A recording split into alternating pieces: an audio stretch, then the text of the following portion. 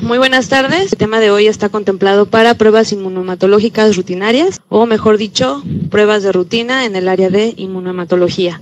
Realmente voy a tocar más los temas enfocados a la norma 253 de bancos de sangre. Entonces, de una manera muy general vamos a hablar qué es lo que se debe de hacer en un laboratorio de un banco de sangre, no sin antes solamente tocar algunos antecedentes históricos. En el año de 1900 fueron descubiertos los sistemas del grupo AB0 por uno de los investigadores, Karl Landsteiner. En el año de 1927 se descubrieron más sistemas del grupo sanguíneo, que es el sistema MNIP.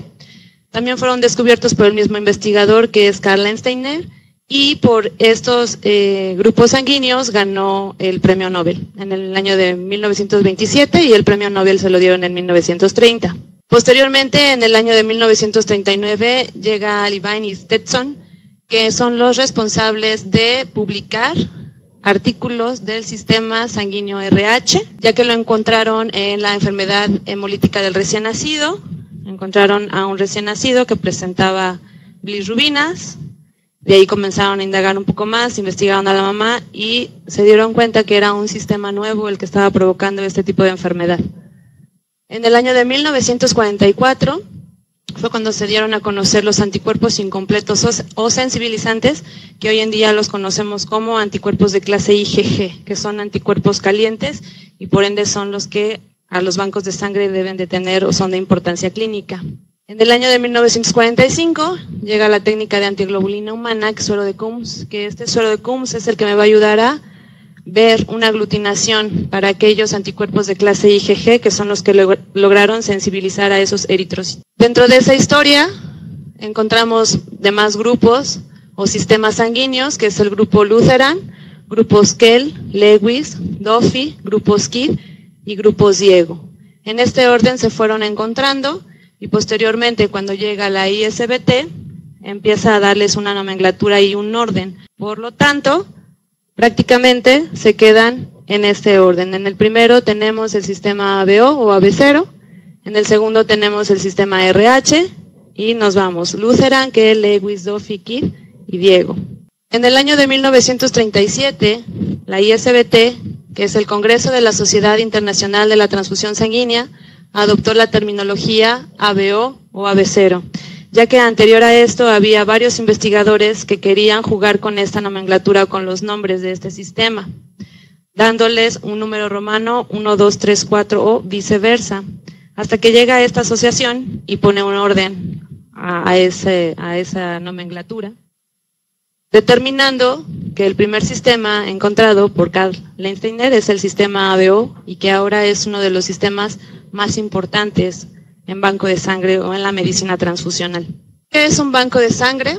Los bancos de sangre comenzaron sus apariciones en Rusia por el año de 1937.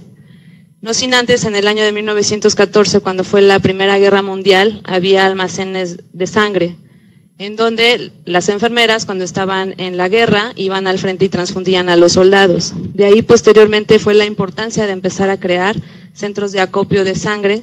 Por lo tanto, los rusos fueron quienes incursionaron en esta parte, llamándolo banco de sangre, que prácticamente empezó a manejar el sistema que ahora conocemos, que es el ingreso de donantes, hacerles estudios pretransfusionales, transfundir a nuestro paciente y de ahí ahora en día en la norma 253 marca lo que es la hemovigilancia, darle el seguimiento de esa transfusión que que los bancos de sangre realizaron. Entonces, un banco de sangre es una entidad encargada o responsable de la selección del donante, lleva a cabo la recolección de la sangre, que sería sangre total o plaquetas o hemocomponentes. Se le debe de realizar un análisis, esto es tanto para el área de inmunohematología como el área de serología infecciosa, su procesamiento, almacenamiento, en la distribución de la sangre y sus componentes, en las pruebas del receptor, siguiendo estrictos controles de calidad. En la norma 253,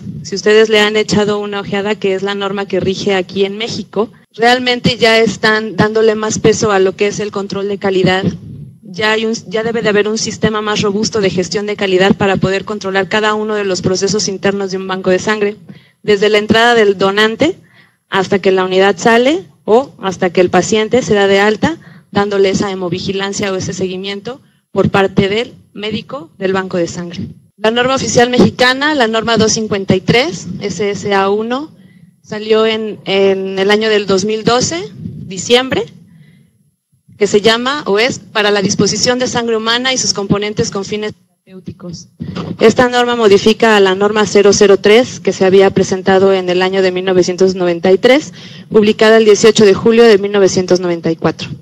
Entonces, prácticamente esta norma va a cumplir ya 5 años estando aplicándose en los bancos de sangre. Prácticamente el Centro Nacional de la Transfusión Sanguínea es el centro encargado o que rige de controlar todos los bancos de sangre y que lleva un estricto control de cuántos donantes llegan, cuántas unidades se transfunden y de ahí, si hay alguna serología infecciosa, darle ese seguimiento a ese tipo de donantes. Varias entidades mexicanas tuvieron que participar en la norma 253, uno ya mencionado el Centro Nacional de la Transfusión Sanguínea, la Secretaría de Salud, también hubo participación del Instituto Mexicano del Seguro Social, siguiendo lineamientos de la Farmacopea de los Estados Unidos Mexicanos, y posteriormente entra lo que es la Entidad Mexicana de Acreditación, AC, la EMA, que ya ahora también realiza la acreditación de bancos de sangre. El primer banco de sangre fue acreditado en el año del 2007, que fue el Banco de Sangre de América Sur, y ya de ahí me quedé el año pasado que llevaban como 6 bancos acreditados. Muy bien, tocando la norma 253, vamos al punto o el apartado 9, que es donde está lo de determinaciones analíticas.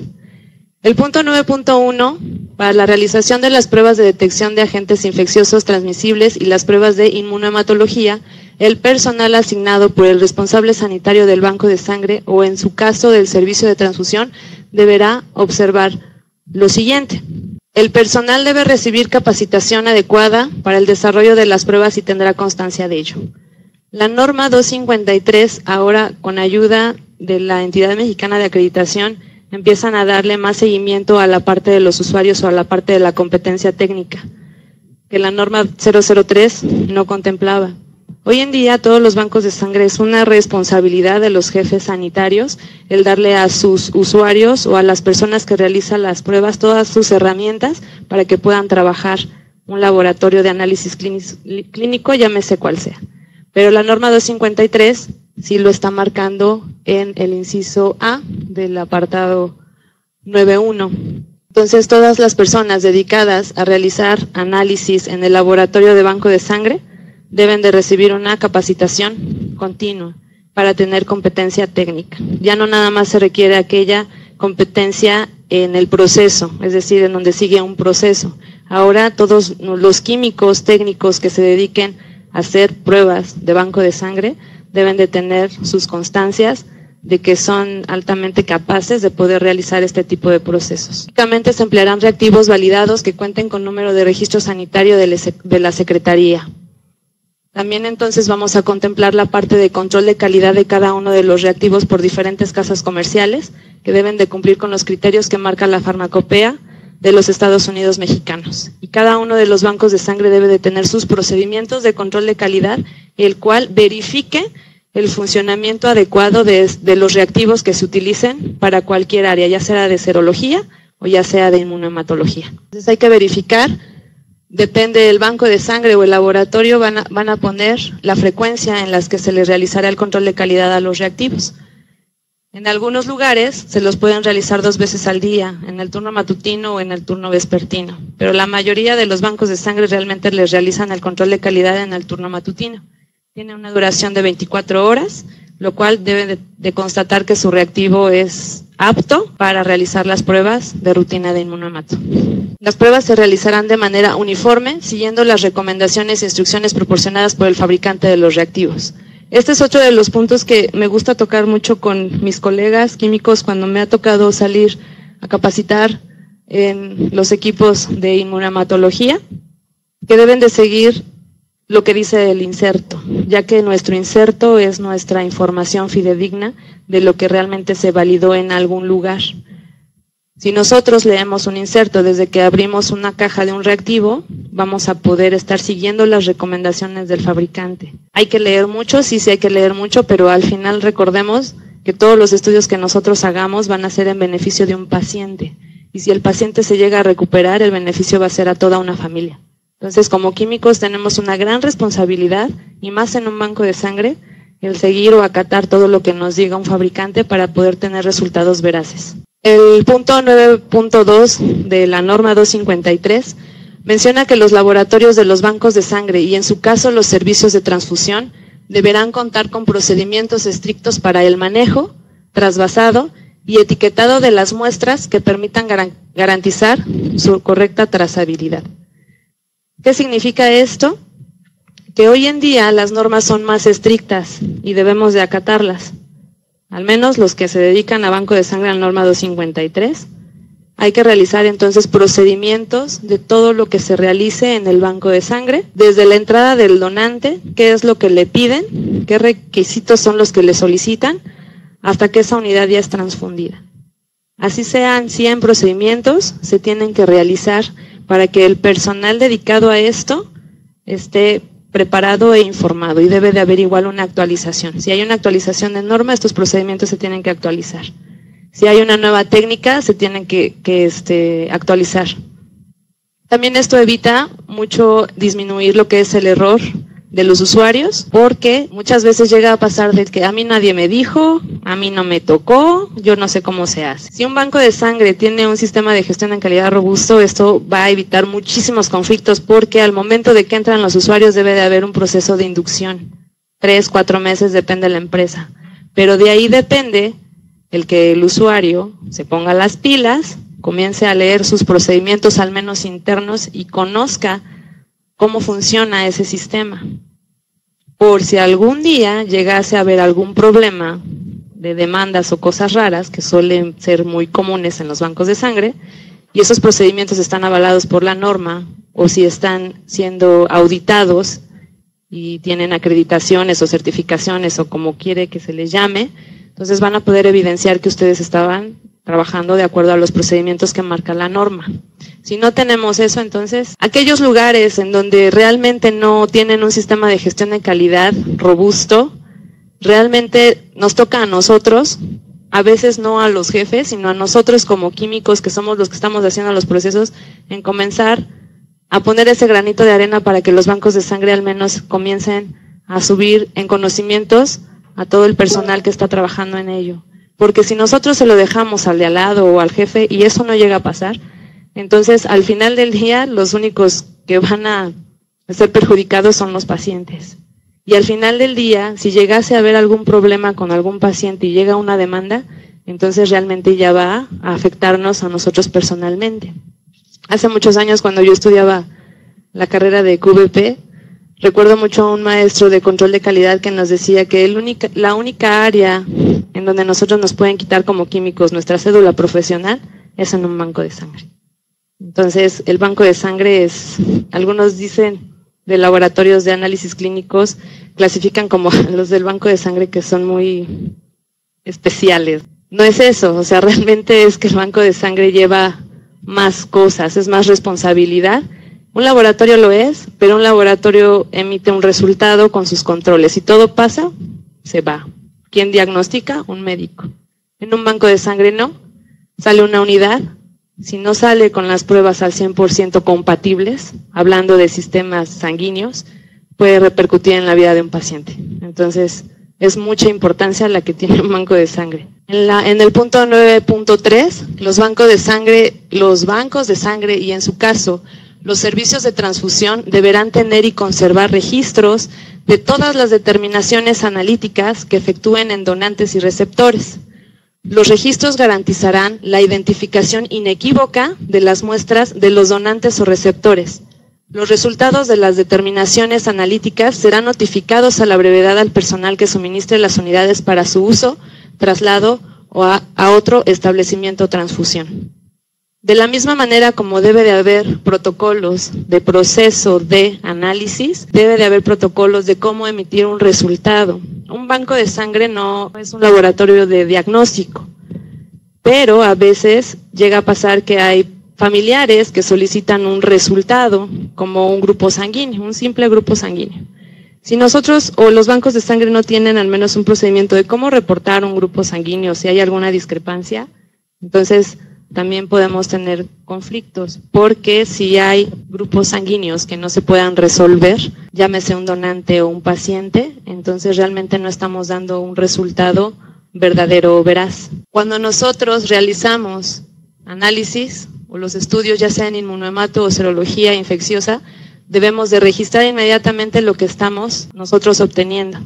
En inmunohemato es en el momento, es decir, voy haciéndole un grupo a un paciente, a un donador, y lo tengo que registrar en el momento que lo estoy leyendo, lo tengo que registrar. En bitácoras, hay muchos documentos en donde ustedes pueden poner los resultados. En serología infecciosa, bueno, son equipos automatizados en donde obtenemos un resultado de todos los donadores, y ese resultado ya nada más lo podemos revisar con el médico y se empieza a resguardar o a tener un control. Pero en inmunohemato, como son pruebas cualitativas, las tenemos que ver en el momento y registrarlas, para que no se pierda toda esa trazabilidad, ya sea de un donador o de un paciente que ha recibido múltiples transfusiones, o que un paciente presenta un rastreo de anticuerpos irregulares positivo, si se llegó a una identificación, o si de plano tiene una mezcla de anticuerpos y nada más estamos observando pruebas cruzadas incompatibles. Todo hay que registrarlo, absolutamente todo. Y si hay dudas de algún resultado, hay que volver a repetir. Nunca se queden con la duda. Nada de que es que a lo mejor, y si lo leí en tubo, pues estaba como sucio y pues por eso, no. O sea, hay que volver a repetir el estudio para poder tener un resultado verdadero y poder emitirlo o poder dar una unidad a un paciente que lo llega a necesitar. Tocamos ya el punto 9.5 de la norma 253, que es la hemoclasificación y la hemocompatibilidad. En este punto, 9511, los bancos de sangre y los servicios de transfusión deberán realizar las pruebas de compatibilidad sanguínea antes de cada transfusión halogénica. Bien, una prueba de compatibilidad ahora consiste en 3 pruebas rutinarias de laboratorio de banco de sangre. La primera, debe de realizarse una tipificación del sistema ABO-RH. En segunda, tenemos un rastreo de anticuerpos irregulares que también debe de ser realizado. Esto es obligatorio por norma. Y en número 3, debemos de realizar lo que son las pruebas cruzadas. Si nosotros tenemos estas 3 pruebas de laboratorio de rutina bien, es decir, un grupo AB0 que se pudo identificar sin problema, un rastreo de anticuerpos irregulares negativo y una prueba de cruzada, ya sea mayor o menor, negativa, entonces estamos dando una unidad con pruebas de compatibilidad. A veces mencionamos en el laboratorio que una prueba compatible, o vamos a hacer una prueba de compatibilidad nada más haciendo una prueba mayor y menor, pero realmente estoy haciendo una prueba cruzada. Lo que me da el englobe de toda la prueba de compatibilidad son estos 3 estudios que les acabo de mencionar. En algunos lugares, por la economía que está un poco baja, en las instituciones no tienen para un panel de un rastreo de anticuerpos irregulares, pero sí están obligados entonces a hacer correctamente una prueba cruzada, mayor y o menor, dependiendo de cómo obtengan sus concentrados eritrocitarios. Si los obtienen con una fracción de plasma, entonces es obligatorio hacer la prueba menor. Si tiene soluciones aditivas, ahí ni cómo hacerle una prueba menor, ya que ahí necesitamos lo que es el sueroplasma del donante. En el punto 9514 nos hace referencia a que las pruebas que se pueden realizar o las técnicas que se pueden realizar en un banco de sangre es en tubo, soporte sólido, como son las placas, el gel o esferas de vidrio. Hoy en día, la mayoría de los bancos de sangre realiza sus pruebas en tubo, que es la prueba estándar, el gold standard. Posteriormente, ya si nos vamos más lo que es la tecnología más avanzada, entonces ya tenemos lo que son las tarjetas de gel. Y en algunos lugares, todavía me parece que en un hospital de Morelos utilizan lo que es en placa, sus pruebas de inmunohemato. O sea, creo que ya en placa ya son muy poquitos bancos de sangre lo que realizan. Cuando nosotros hablamos de una hemoclasificación de grupo ABO, ¿qué es lo que estamos buscando? Que haya presencia o ausencia de antígenos eritrocitarios de este sistema, grupo ABO o grupo AB0, que está en el apartado o en el punto 952. Yo tengo para el grupo ABO 2 tipos de antígenos, siendo mi eritrocito A, les pongo un dibujo con medio caricaturesco, en donde estoy representando un antígeno A, que son estas bolitas rojas, el antígeno B, que son como unos rombos verdes. El grupo AB tiene los dos antígenos en la membrana eritrocitaria y el grupo O 0 no tiene absolutamente ninguno de estos tres, o bueno, de estos dos antígenos eritrocitarios expuestos en su membrana. Si el individuo tiene antígenos en el eritrocito, que son carbohidratos de grupo A, entonces naturalmente va a ser anticuerpos regulares, que son de clase IgM, también conocidos como anticuerpos fríos, que van a reaccionar preferentemente a 22 grados centígrados. Si estos anticuerpos no están muy activos, yo tengo que colocar esa muestra a 4 grados para poder potenciar un poco esa reacción. Pero ya estamos hablando de cuando encontramos discrepancias y depende mucho del paciente en el que yo esté haciendo el estudio. En el grupo B yo tengo igual antígenos y naturalmente voy a realizar anticuerpos IgM anti-A. Si tengo los dos antígenos expuestos en la membrana eritrocitaria, entonces no voy a presentar ninguno de estos dos anticuerpos. Y aquellas personas que somos del grupo O0, vamos a presentar los dos tipos de anticuerpo, anti-A y anti-B de clase IgM. Antígenos en el eritrocito, ya lo mencioné, es el antígeno A, antígeno B, antígeno A y B y ninguno. Hablando ya de la estructura bioquímica del sistema ABO, ¿qué es lo que obtenemos en la superficie celular cuando nos referimos al antígeno A, al antígeno B o cuando de plano estos dos están ausentes? Tenemos que el que va a soportar el carbohidrato es un antígeno H, conocido también como sustancia H. Esta sustancia H tiene en el extremo lo que es un carbohidrato que es la fucosa. Si yo tengo en mis genes, porque esto es hereditario, aquella enzima que me va a unir un carbohidrato para el antígeno A, el carbohidrato que se va a unir es la N-acetilgalactosamina. Si se llega a unir la N-acetilgalactosamina a la sustancia H o al antígeno H, entonces voy a ser de grupo A. Si yo no tengo la N-acetilgalactosamina, sino la que se va a unir o tengo un gen que codifica para lo que es el antígeno B, lo que yo o el individuo va a ser un grupo B.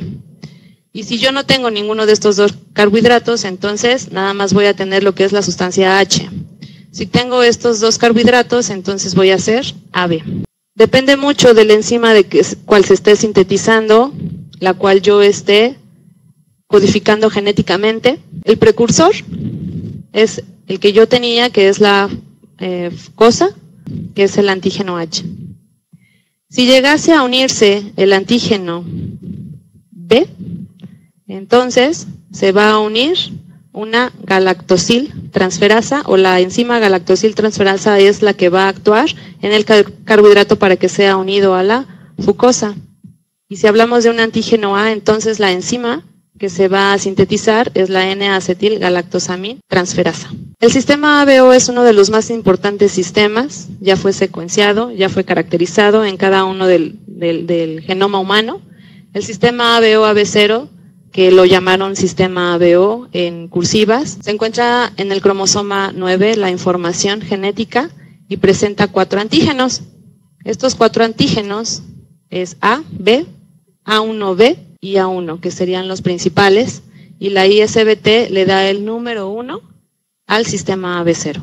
Fue el primer sistema que se descubrió. Si nosotros queremos ver el sistema ABO o el grupo sanguíneo de aquellos individuos, para el sistema ABO se les deben de realizar 2 pruebas de cajón, 2 pruebas que marca la norma. La primera es la prueba directa. ¿En qué consiste la prueba directa? Se busca la presencia o la ausencia de los antígenos del sistema AB0 en los eritrocitos utilizando antisueros comerciales.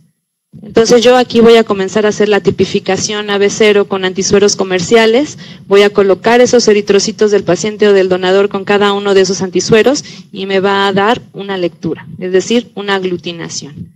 Yo voy a manejar las pruebas de inmunohemato cualitativamente, ¿está presente o está ausente?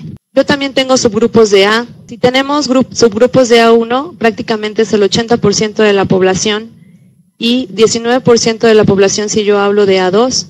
Serológicamente se diferencian por su comportamiento frente a extractos vegetales denominados lectinas. se determinan con el empleo de lectina anti-A1, lectina anti-H. No todos los bancos de sangre tienen esta oportunidad de realizar lectinas porque sus ingresos son muy bajos. No lo marca la norma como tal de que debe de realizarse lectinas, solamente menciona que hay que hacer un grupo directo, un grupo inverso, pero si nos vamos un poco más allá para la seguridad de nuestro paciente, entonces hay lugares en donde le hacen lectinas para ver qué subgrupo es.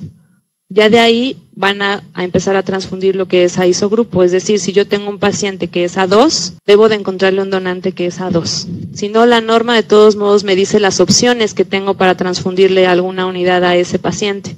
Depende de la inmunología del paciente o del sistema inmune. Si yo tengo un paciente A2 y le transfundo unidades A1, puede llegar a ser anticuerpos contra A1. La mayoría de estos anticuerpos es de clase IgM, lo encontramos en reacciones frías. Entonces, si hablamos de seguridad del paciente, sí sería importante poder hacerle las lectinas para transfundir a isogrupo y que no haya inmunización y posteriormente me cause incompatibilidad por algo extraño. Estos subgrupos de A, la diferencia que hay entre el subgrupo es que a nivel cuantitativo va a empezar a disminuir este antígeno, teniendo completamente este carbohidrato revistiendo todo lo que es la membrana del eritrocito, si yo hablo de un A1. Cuando comienzo a hablar de un subgrupo A2, A3, AX y AM, entonces estoy observando que la cantidad de este antígeno comienza a disminuir en los eritrocitos. Y cuando fueron descubiertos en aquellos tiempos mozos, se dieron cuenta que en efecto la aglutinación empieza a disminuir. Si hablamos de un A1 nos van a dar lecturas muy francas, de 4 cruces. Cuando empezamos a ver la disminución de aglutinación, estamos viendo entonces un subgrupo. ¿Realmente cómo vamos a saber qué grupo o subgrupo es?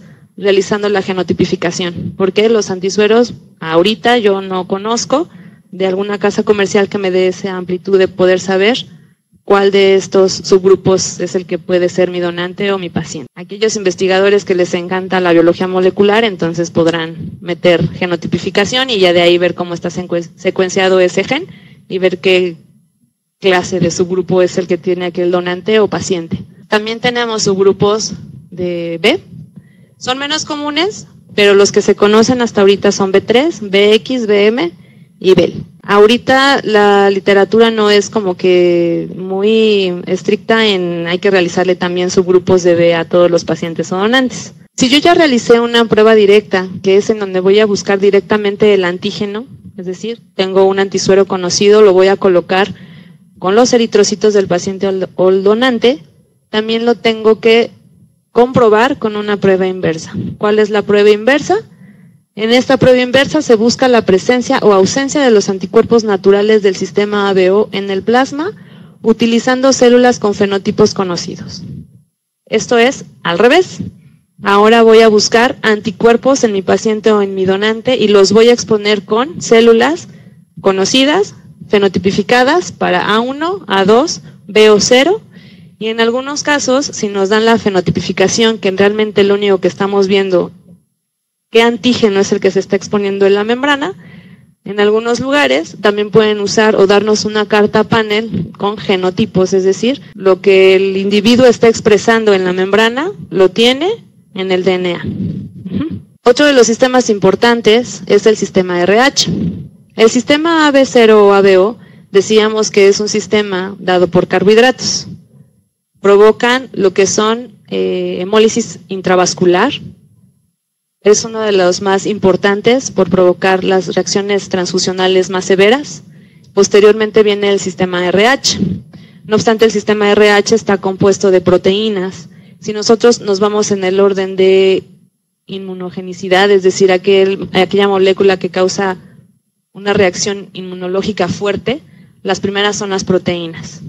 Posteriormente carbohidratos, lípidos. El sistema RH ahorita también es uno de los más importantes porque llega a causar reacciones transfusionales o reacciones tardías. Depende del título que yo encuentre en cada uno de los pacientes si llegasen a presentar algún anticuerpo.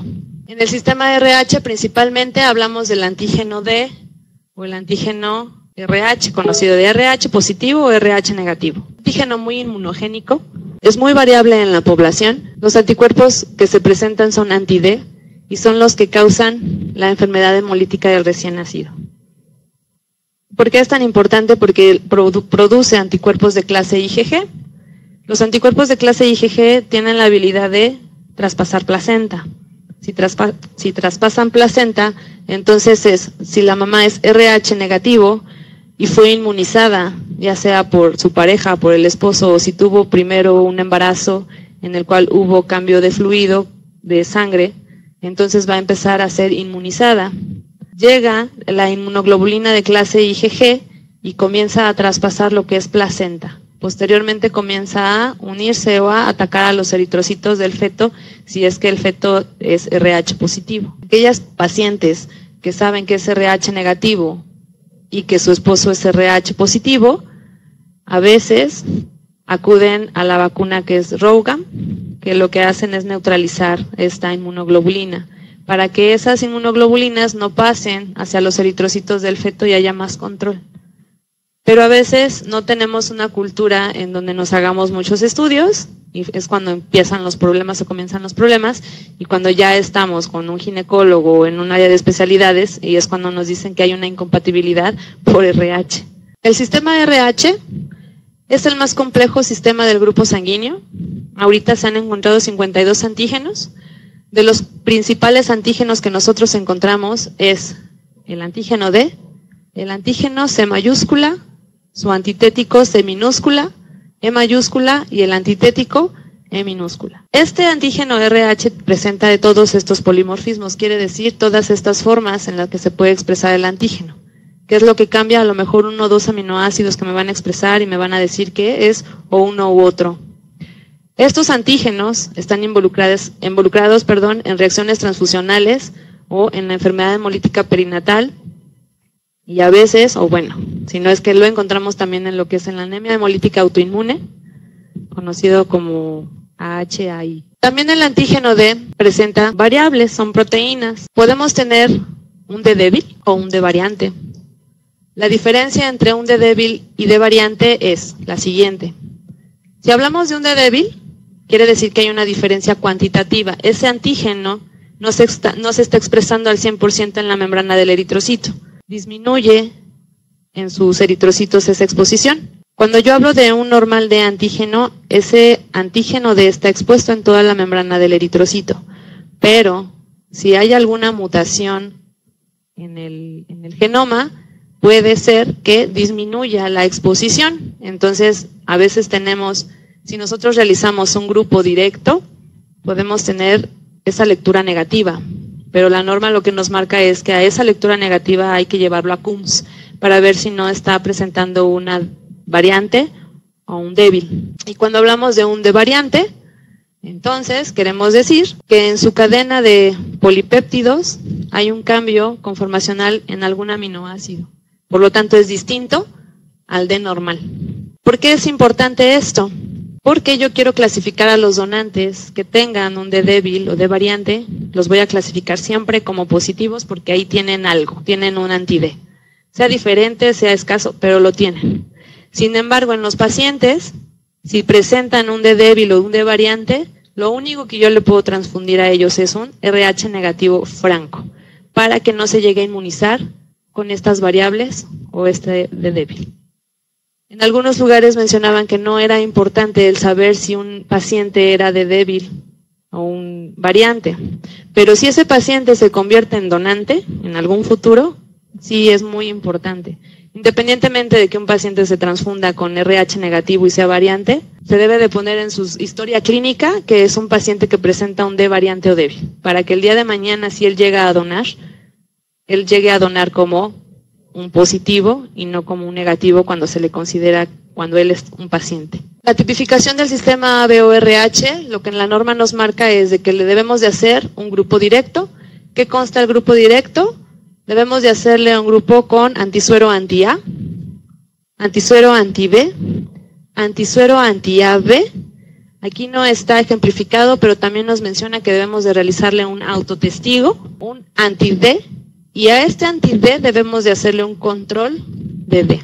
¿Qué es el control de D? tiene exactamente el mismo compuesto que este de aquí, pero no tiene la inmunoglobulina. ¿Por qué lo montamos si es control? Porque si yo tengo reacciones inespecíficas de aglutinación, entonces toda mi prueba se va a invalidar. Es decir, mi control siempre me debe de dar negativo. Si da positivo, entonces esa prueba automáticamente yo la invalido. ¿Por qué? Porque hay algo raro que está dándome esa reacción. Uno es un tubo mal lavado, otro es que ese reactivo se haya contaminado y que me esté dando esas reacciones inespecíficas, y ya la otra nos vamos más a la clínica del paciente, que es cuando presenta CUMS directo positivo. ¿Qué es eso? Que tiene algo pegado en los eritrocitos y que me está causando ese ruido. En cuanto yo tenga una discrepancia o un control de D positivo, inmediatamente tengo que volver a repetir. Si repito y da igual, entonces comienzo a ver la historia clínica de mi paciente y hacer estudios especiales que en algunos lugares, si los realizan, en unos otros pues nada más se quedan atorados ahí, y en otros llevan a maquila esas muestras a centros más especializados. ¿Qué sería lo mejor? Pues que en todos los lugares pudieran hacer estudios especiales, aunque nada más es un poquito más caro, pero sería mucho mejor. Aparte de que nosotros como químicos aprendemos más, pues el beneficiado va a ser el paciente. Y nuestra prueba inversa debe de contar con células ya fenotipificadas, célula 1, célula 2, célula B, célula 0. Si nosotros tenemos nuestro grupo directo y nuestro grupo inverso, si es concordante, entonces yo puedo emitir un resultado de un grupo sanguíneo. Si hay alguna discrepancia, es decir, si mi grupo directo no coincide con el inverso, entonces tengo que empezar a ver el panorama, qué es lo que yo tengo con cada uno de los pacientes que presenten esto, si es clínico o si ya es más parte analítica de lo que yo esté usando en ese momento.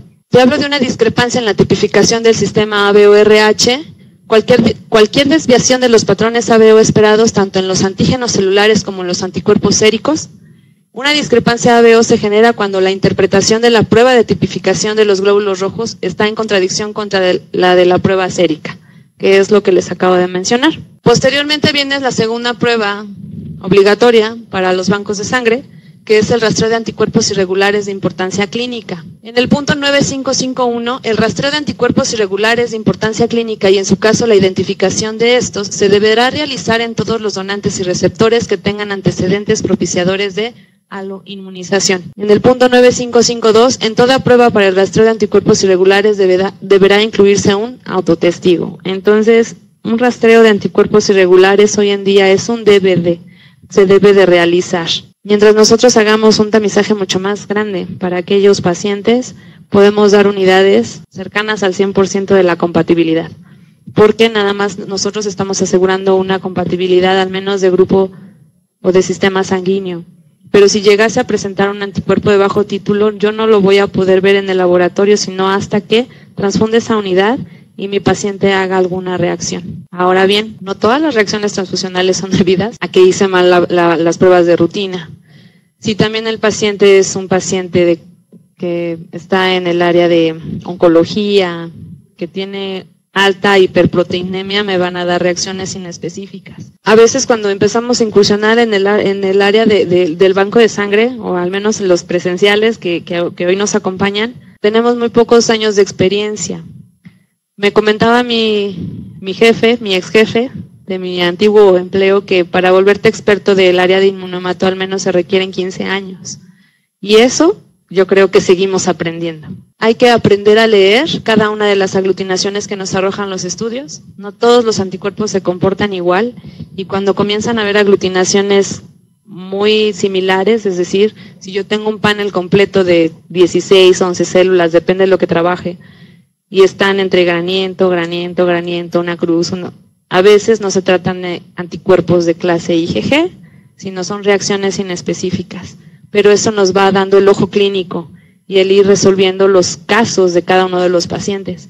Es muy importante que nosotros como usuarios o químicos que somos, y digo somos porque yo lo fui muchos años, que nos acerquemos siempre al médico de banco de sangre para que nos guíe. Si tienen discrepancias, traten de resolverlas. Si tienen pruebas incompatibles, denle seguimiento. No seamos de la mentalidad mediocre de, ay, no me toca el turno que sigue. Hay que tratar de tener el compromiso de resolver eso, porque al final también a nosotros nos va a ayudar mucho en la experiencia. ¿En qué consiste un rastreo de anticuerpos irregulares? Bueno, tenemos un panel o semipanel, dependiendo de la casa comercial que yo esté trabajando, puede ser de una célula, puede ser un pool de células, pueden ser 3 células, dependiendo de lo que yo esté trabajando. Debo de hacer de primera instancia un rastreo de anticuerpos irregulares con su autotestigo del paciente o del donante. La norma marca que tanto pacientes como donadores yo debo de hacerle un rastreo. Si un donador tiene un rastreo positivo y tuvimos plasma, ese plasma se debe de desechar, porque al final tiene anticuerpos, tiene algo que si yo le transfundo a un paciente puede reaccionar, entonces se deben de desechar. Tengo entonces las células, las monto con el autotestigo. Si lo estoy realizando en tubo, debo de poner 2 temperaturas, 22 para ver anticuerpos fríos y 37.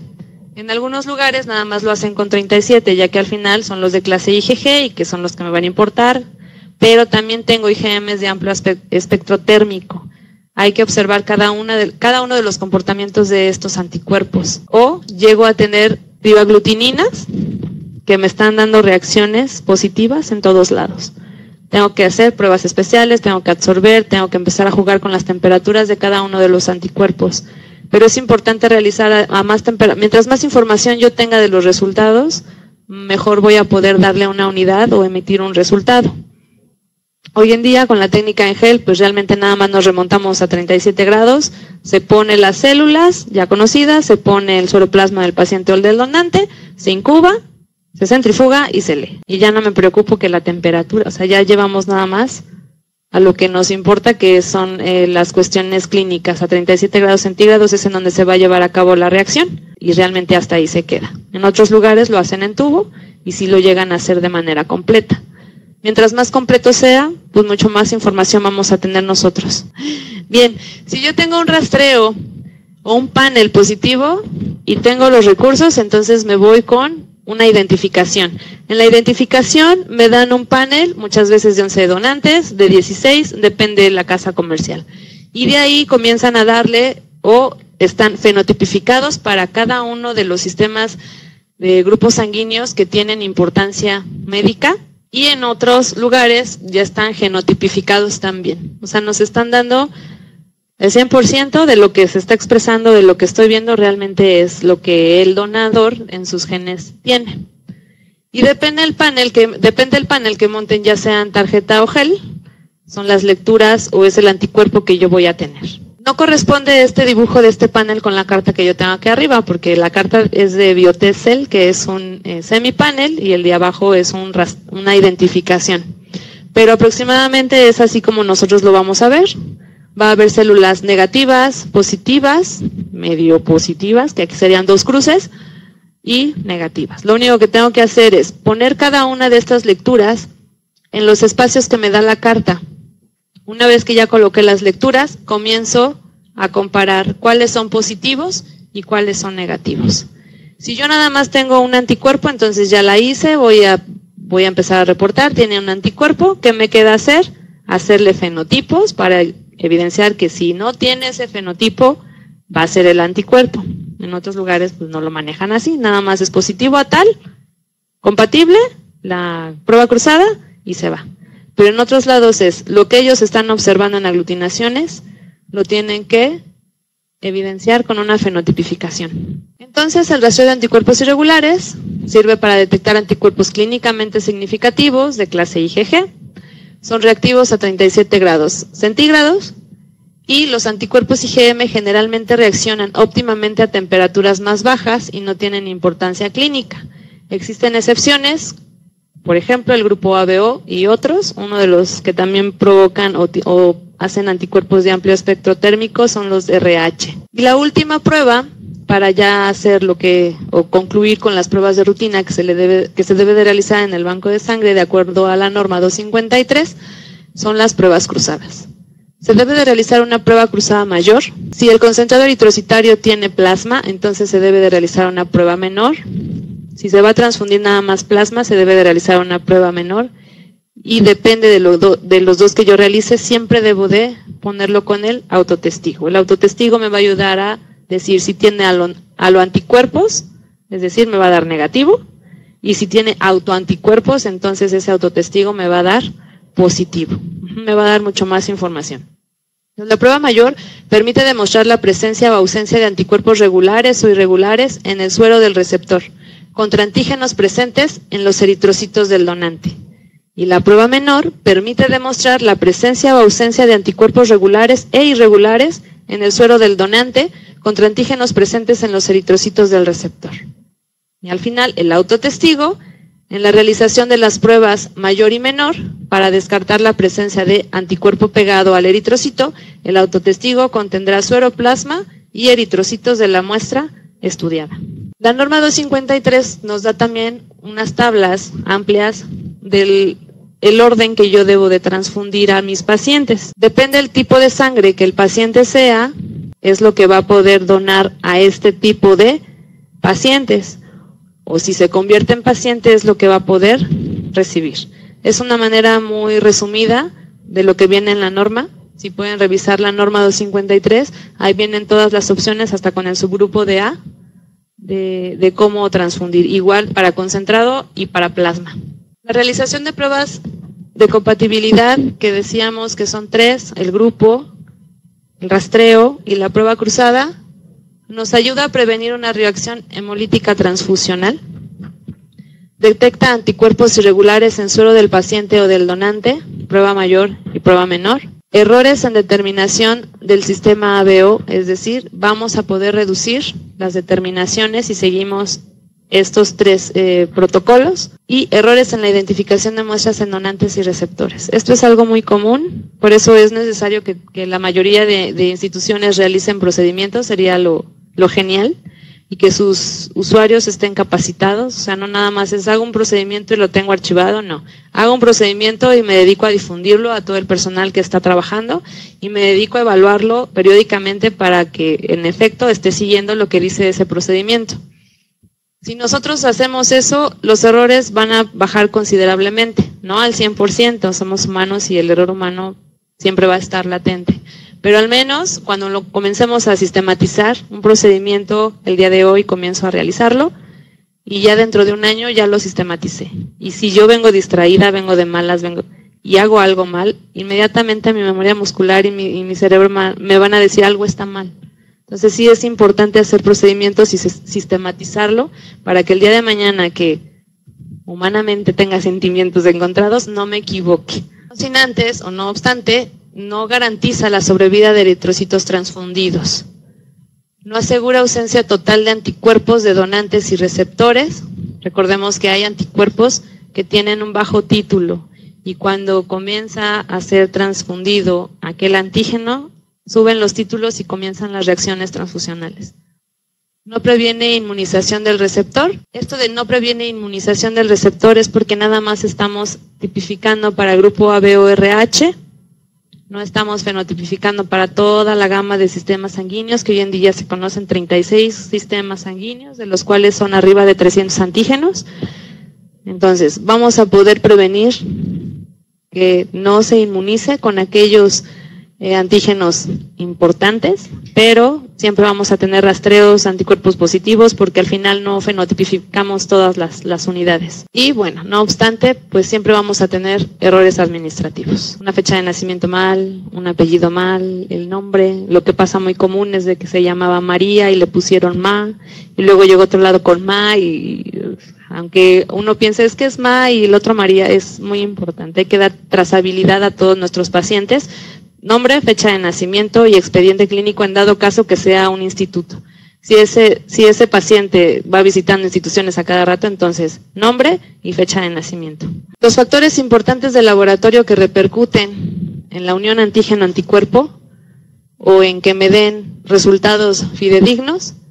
La temperatura de conservación de reactivos, si no es la adecuada, si yo no tengo ese control de estar con mis reactivos de 2 a 8 grados centígrados, de hacerle el control de calidad, entonces van a comenzar a bajar los títulos de anticuerpos, si es que yo hablo de antisueros, pero si son células, entonces lo que va a empezar, esos eritrocitos de esas células van a envejecer más rápido, por lo tanto ese antígeno ya no va a estar expuesto de la misma manera y cuando yo lo coloque con un suero o plasma de un paciente, ya no me va a dar una lectura veraz. Debo de checar especificidad, potencia y sensibilidad utilidad de los mismos. La farmacopea nos da un protocolo que se debe de seguir o los requisitos que debe de cumplir cada uno de los reactivos, y yo como laboratorio de banco de sangre debo de tener procesos o procedimientos que observar o que, no me fue la palabra, que estar supervisando para que cumplan con los requisitos que marca la farmacopea. También debo de tener calibrados todos aquellos equipos que utilice, debo de observar la velocidad de centrifugación. El control de la temperatura ambiental también es un requisito indispensable. En algunos lugares si tienen sistemas automatizados, si la temperatura es elevada ni siquiera funcionan a veces los equipos. Control de los instrumentos de conservación de unidades, es decir, los refrigeradores también deben de estar con el seguimiento de los ajustes que realizan los ingenieros. Calibración y mantenimiento preventivo de instrumentos. Y los factores importantes clínicos que son externos al banco de sangre, pero que al final nos van a llevar de la mano para los resultados. Debemos de obtener a las historias clínicas y gineco-obstétricas en dado caso de mujeres en estado de fertilidad, que incluyan el diagnóstico y el tipo de tratamiento. Muchas veces el tratamiento nos puede dar reacciones inespecíficas. Algunos antibióticos, por ejemplo, pueden llegar a darnos CUMS directo positivo. Identificación de paciente y unidad transfundida. Debemos de realizar la identificación correcta del paciente y esto nos ayuda mucho la parte de la hemovigilancia, y debemos de confirmar, o aquellas personas que realizan la hemovigilancia deben de confirmar que esa unidad transfundida fue transfundida al paciente correcto. El etiquetado de las unidades es muy importante porque al momento de que se libera también podemos tener el error de que estamos colocando mal los nombres. ¿Cómo verificamos al final esto? A las unidades de sangre se le debe de hacer un grupo confirmatorio. Obtención correcta y antigüedad de la muestra. La norma 253 nos menciona que le puede dar de vida 7 días a esas muestras. Pero si nos vamos de una manera más estricta, hay normas, o bueno, hay recomendaciones de calidad que puede ser hasta 3 días. Y supervisión de los datos asentados. También debemos de tener segundos filtros. Yo como operaria realizo la prueba, pero si voy a mandar una unidad a transfundir, debe de haber un segundo filtro. Otra persona externa a mi proceso que me evalúe o que me valide lo que yo estoy realizando. ¿A qué podemos deber aglutinaciones inesperadas o a qué están relacionadas? Depende del diagnóstico del paciente. Aquellos pacientes oncológicos son los que más nos dan lata porque tienen reacciones inespecíficas. Presencia de auto y anticuerpos irregulares. Si yo tengo presencia de auto y anticuerpos irregulares, entonces debo de comenzar a utilizar lo que son las pruebas especiales, adsorciones, elusiones, si tengo un CUMS directo positivo, ver la monoespecificidad, ya irme un poco más allá. Las transfusiones, si también estoy con un paciente politransfundido, puede ser que tenga una mezcla de anticuerpos. Y embarazos previos, aquellas mujeres en edad fértil que estén inmunizadas, nos pueden dar también reacciones inespecíficas. Todo ello resumido a un algoritmo, que un algoritmo es una combinación de pruebas seleccionadas por una serie de reglas de decisión que permite mejorar la sensibilidad y especificidad diagnóstica para resolver resultados discrepantes. En inmunohemato, un algoritmo, digo porque este término de algoritmo es muy utilizado en la parte de serología infecciosa. En serología infecciosa, en el banco de sangre, se hace primero un tamiz, y depende del tamiz, se empiezan a hacer pruebas confirmatorias. Es un algoritmo, es una serie de pasos a seguir para yo al final dar un resultado veraz. Pero en inmunohemato también se requiere un algoritmo. Si yo tengo una discrepancia, entonces ahora debo de hacer esto. Si tengo una prueba de incompatibilidad, una prueba cruzada incompatible, entonces ahora debo de hacer esto. Una serie de pasos que al final me resuelvan la discrepancia que yo estoy obteniendo. Y ya para terminar, siempre me gusta terminar mis presentaciones con una frase que se me ocurre en el momento. Es nuestra responsabilidad comprometernos con los procesos internos del banco de sangre, así como el seguir las buenas prácticas del laboratorio. Si yo tengo responsabilidad, ética profesional y sigo buenas prácticas del laboratorio, independientemente de que mi laboratorio esté acreditado, certificado, lo que sea, es un compromiso conmigo, porque al final yo estoy interviniendo en un proceso de sanación en un paciente. Entonces, ese compromiso debe de tener buenas prácticas y sobre todo mucho corazón, porque si no amamos lo que hacemos, entonces estamos perdidos.